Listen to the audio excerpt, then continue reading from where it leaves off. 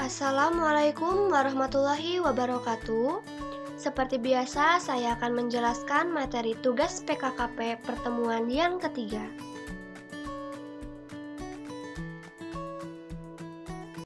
Pertama, saya akan memperkenalkan diri terlebih dahulu.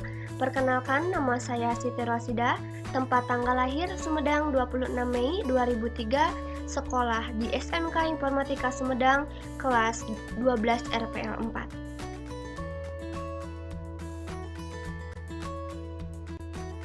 Untuk materi ketiga, yaitu ada 6 metode pengembangan software yang umum digunakan.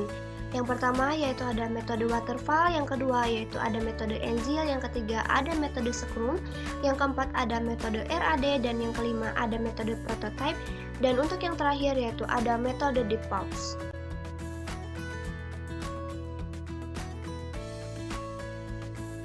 Pertama, apa itu metode pengembangan perangkat lunak waterfall? Metode waterfall dikenal sebagai metode tradisional yang kini dianggap sudah kuno dan tidak fleksibel. Namun, kita perlu belajar banyak dari metode ini karena metode ini merupakan dasar dari metode-metode baru yang muncul kemudian.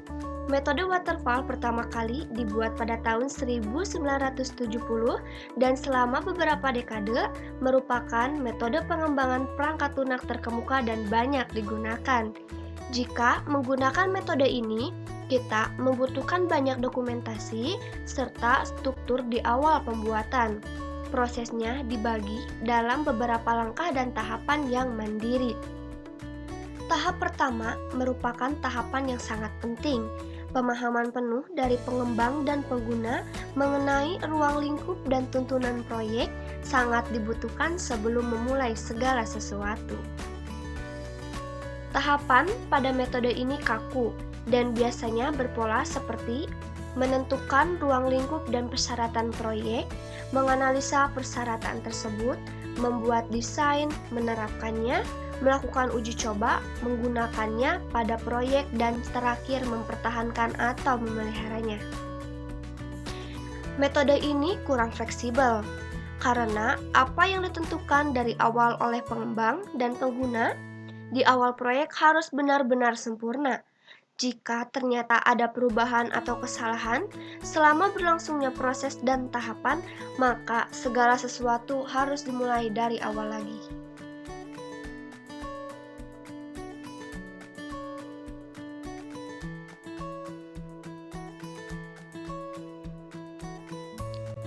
Untuk yang kedua, yaitu ada metode pengembangan perangkat lunak Agile. Metode pengembangan perangkat lunak Agile ini muncul karena keinginan yang besar untuk dapat meninggalkan metode lama waterfall yang tidak fleksibel. Pendekatan metode ini dirancang untuk mengakomodasi perubahan serta menghasilkan perangkat lunak secara lebih cepat. Berikut gambaran mengenai metode Agile. Lebih menghargai hubungan dan interaksi antar pribadi, tidak hanya mempedulikan sarana atau tools. Menampilkan kerjasama dengan pengguna selama proses pengembangan berlangsung, memberikan tanggapan terhadap munculnya perubahan, tidak hanya melulu mengikuti rencana yang sudah ditetapkan, fokus untuk menampilkan perangkat lunak yang benar-benar berfungsi, bukan hanya sekedar mementingkan dokumentasi. Berbeda dengan metode waterfall, Agile ditunjukkan untuk menangani munculnya berbagai variabel dan kekompleksan yang mungkin terjadi dalam pengembangan sebuah proyek. Kepuasan pengguna merupakan prioritas utama dari metode Agile ini, yang diraih dengan terus-menerus menghadirkan fitur yang berfungsi dengan baik, teruji, serta diprioritaskan.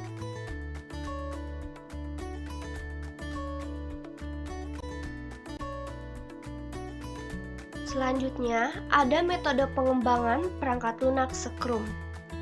Metode Scrum pada dasarnya meminjam filosofi metode Agile dalam hal pengembangan dan pengguna harus saling bekerja sama secara terus-menerus setiap hari.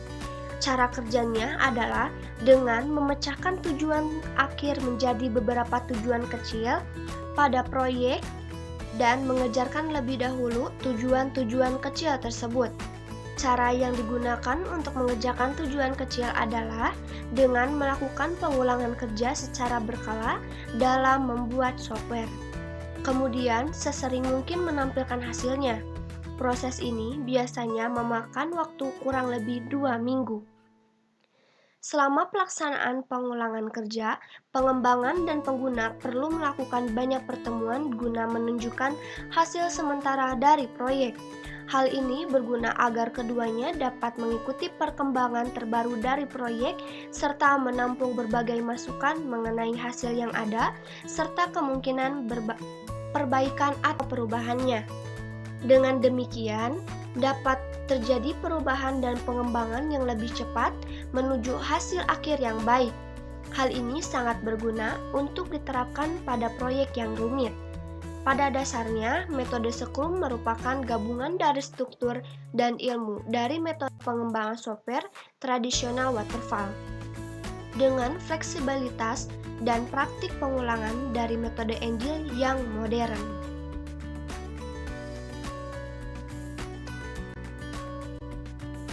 Metode pengembangan perangkat lunak RAD.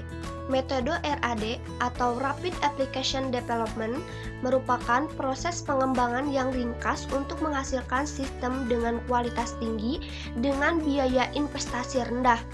Biaya pada metode ini dapat ditekan karena memiliki kemampuan untuk menyesuaikan diri dengan cepat. Ada 4 tahapan dalam metode RAD ini, yaitu perencanaan kebutuhan, desain dengan pengguna, membangun atau konstruksi, serta peralihan dari sistem lama ke sistem baru. Untuk tahapan desain menggunakan dan konstruksi akan terus diulang sampai pengguna menyatakan bahwa hasil sudah sesuai dengan keinginan mereka.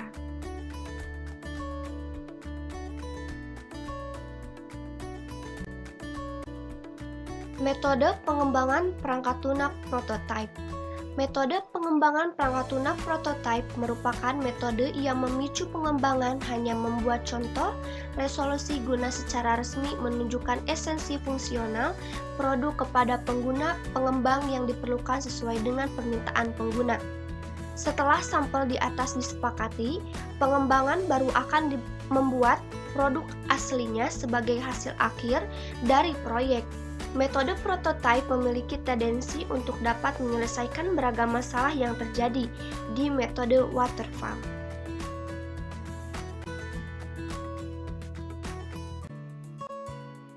Metode pengembangan perangkat lunak DevOps. DevOps bukan hanya merupakan metode pengembangan sistem saja, melainkan serangkaian praktik yang mendukung budaya keorganisasian. Metode ini berpusat pada perubahan yang meningkatkan kerjasama antar departemen yang bertanggung jawab terhadap segmen yang berbeda pengembangan siklus hidup organisasi. Siklus tadi meliputi pengembangan jaminan, kualitas, serta pelaksanaan atau operasi. Sekian penjelasan untuk materi ketiga PKKP. Mohon maaf apabila ada kekurangan dan salah-salah kata. Wabillahi taufiq wal hidayah. Wassalamualaikum warahmatullahi wabarakatuh. Terima kasih.